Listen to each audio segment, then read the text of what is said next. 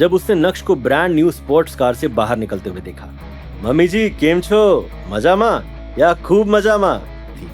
नक्श, ये तुम ही हो ना? मम्मी आ तू कई कर रही छे? मैं आ गया। अरे वो मेरे बॉस की कार है, आज मैं छुट्टी पर हूँ तो उन्होंने मुझे अपनी कार दे दी। ओह, तो ये तुम्हारे बॉस की कार है। मुझे लगा कि तुम सक्सेसफुल इंसान बन गए, लेकिन ऐसे सौभाग्य कहाँ जावेरी खानदान के।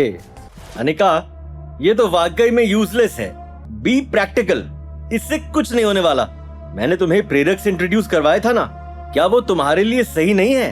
आपको मेरी लाइफ की इतनी टेंशन लेने की कोई जरूरत नहीं है।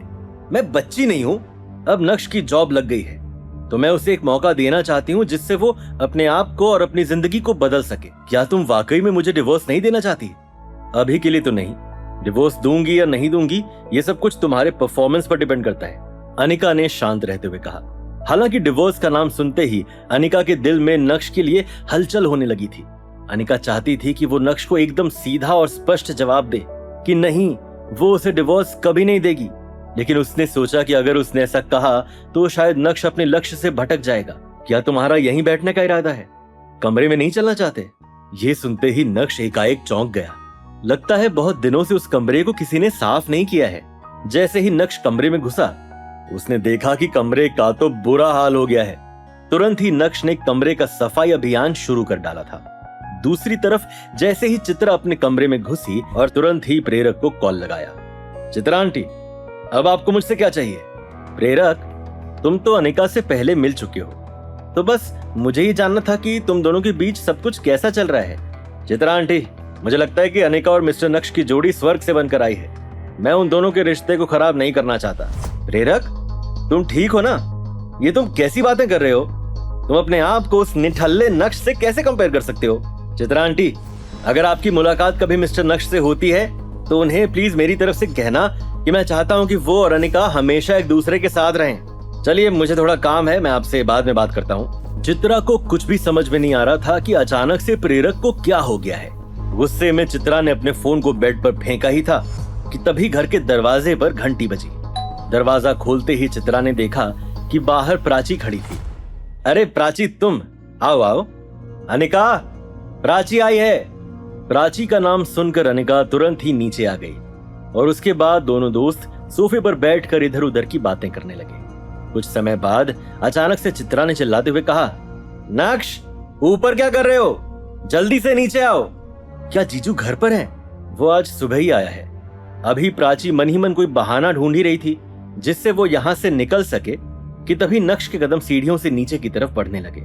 जब नक्श ने प्राची को देखा तो उसके चेहरे पर एक स्माइल आ गई। अब क्या इधर ही खड़े रहोगे?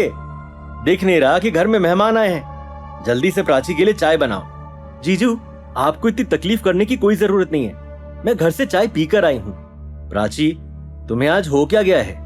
मुझे ऐसे क्यों लग रहा है जैसे तुम्हारे साथ कुछ गड़बड़ है। अरे नहीं, ऐसा कुछ भी नहीं है। वो बस मैं कल रात को थोड़ा लेट सोई, इसलिए थोड़ा सर भारी हो गया है, इसलिए मैं चाय पीकर ही आई थी। ठीक है, तो जाओ और प्राची के लिए थोड़े फ्रूट्स कट कर दो। चित्रा आंटी, उसकी कोई जरूरत नहीं है, मेरा गला बहुत खराब है।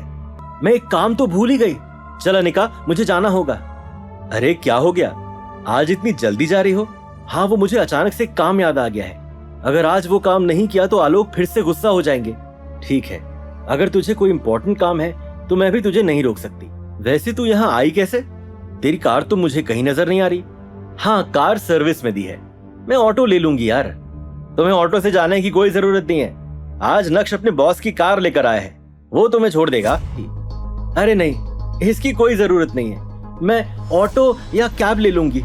ज्यादा टाइम वेस्ट मत करो, तुम्हें जरूरी काम है ना। चलो चलते हैं। प्राची ने अपना सर नीचे झुकाया और चुपचाप नक्श के पीछे पीछे चल पड़ी। नक्श ने अपनी नई स्पोर्ट्स कार स्टार्ट की और 10 मिनट के अंदर अंदर वो कार सड़क पर दौड़ने लगी। तुम मुझे यहीं उतार दो, मैं ऑटो या कैब ले लूंगी। क्या क्या कहा तुमने? क्या तुम भूल गई उस दिन जो कुछ भी हुआ था? नहीं जीजू। बहुत बढ़िया, तुम्हें नर्वस होने की जरूरत नहीं है, क्योंकि अब मैं उस घर से बाहर आ ही गया हूं तो तुम्हें तुम्हारी मंजिल तक छोड़ दूंगा। कोई बड़ी बात नहीं है। थैंक यू जीजू। प्राची कुछ ज्यादा ही शाय फील कर रही थी। आज सूरत शहर में कुछ ज्यादा ही ट्रैफिक था। अभी नक्श की कार एक ट्रैफिक सिग्नल पर हरी बत्ती का इंतजार कर ही रही थी कि तभी अचानक से उसे एक आवाज सुनाई दी। नक्श, क्या बात है, स्पोर्ट्स कार? लगता है कि तुम्हारी लाइफ काफी बदल गई है, करोड़ों रुपए की स्पोर्ट्स कार चला रहे हो। ये बोलते हुए मैम्बो अंकल का ध्यान प्राची की ओर गया। ओह, मुझे लगा कि तुम अमीर हो गए, लेकिन तुमने तो अपने लिए एक अमीर लड़की ढूंढ ली। वैसे लड़की बहुत ही खूबसूरत है, नाम क्या है? तुम्हें उसका नाम जानकर क्या करना है? ओ भाई, अपना काम करो ना। क्या मैम्बो अंकल की इसका पहले जैसा होगा अंजाम? अनिका का दिल जीतने के लिए क्यों ले रहा है नक्श झूठ का सहारा? क्या खत्म हो पाएंगे साली और जीजू के बीच के गिले शिकवे? ये जानने के लिए देखिए अगला एपिसोड सिर्फ पॉकेट एफएम के YouTube चैनल पर, और इंस्टा एम्पायर के सारे एपिसोड्स को सुनने के लिए डिस्क्रिप्शन में दी गई लिंक से डाउनलोड कीजिए पॉकेट एफएम ऐप।